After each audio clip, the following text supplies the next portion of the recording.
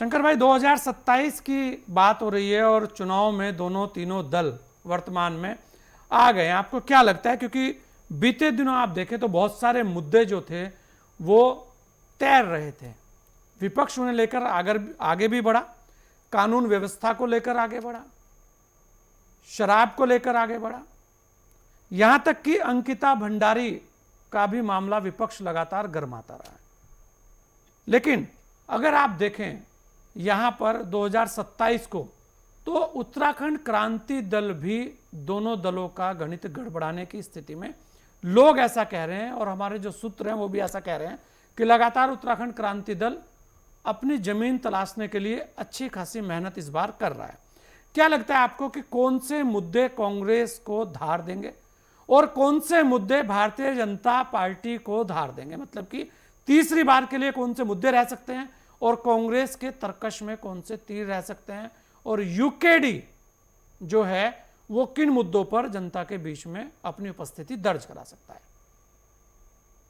देखिए, जो मुख्य विपक्षी पार्टी है कांग्रेस, अंकिता भंडारी वाला इशू उनके लिए बहुत बड़ा इशू है।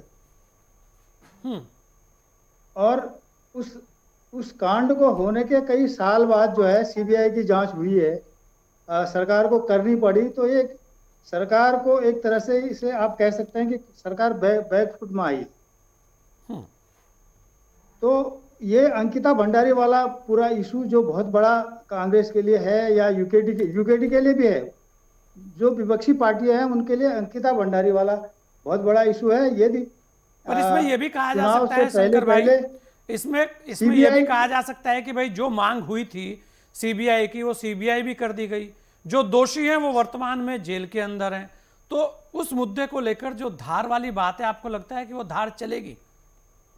नहीं, बिल्कुल चलेगी। उसमें सवाल बिल्कुल दोषियों का नहीं है सर, उसमें सवाल है वीआईपी का।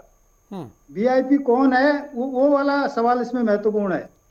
और जब तक सीबीआई जांच में ये मामला सामने नहीं आता है तो बीजेपी को अदरवाइज बैकफुट में जाना पड़ेगा, क्योंकि ये दोषियों का सवाल नहीं है। जिन्होंने हत्या करी वो तो पहले दिन से ही कल्प्रिट थे, सामने आ गए थे, सब कुछ उनका क्लियर था एकदम। सवाल दूसरा है, इस कांड का सबसे बड़ा जो महत्वपूर्ण इशू है वो है वीआईपी।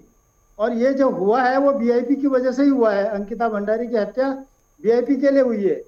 वीआईपी अगर खुलकर सामने नहीं आता जांच में तो ये बीजेपी के लिए दिक्कत करेगा। दूसरा ये सवाल जी। और ये सवाल जो है ये कांग्रेस के लिए भी है, यूकेडी के लिए भी है, क्योंकि यूकेडी के बहुत सारे नेता, यूकेडी से जुड़े बहुत सारे लोग शुरू से इस सवाल को उठाते रहे हैं और वो इसके पीछे मजबूती के साथ खड़े हैं। और आज यदि बीजेपी को, सरकार को सीबीआई जांच कराने की मजबूरी हुई तो इसी वजह से हुई है। तो ये इसलिए सबसे महत्वपूर्ण मुद्दा होगा। बाकी दूसरे मुद्दे होते हैं, भ्रष्टाचार है, जो पार्टी 10 साल से सत्ता में है उसके खिलाफ एंटी इनकम्बेंसी है, और दूसरे इस तरह के मुद्दे सामने होंगे।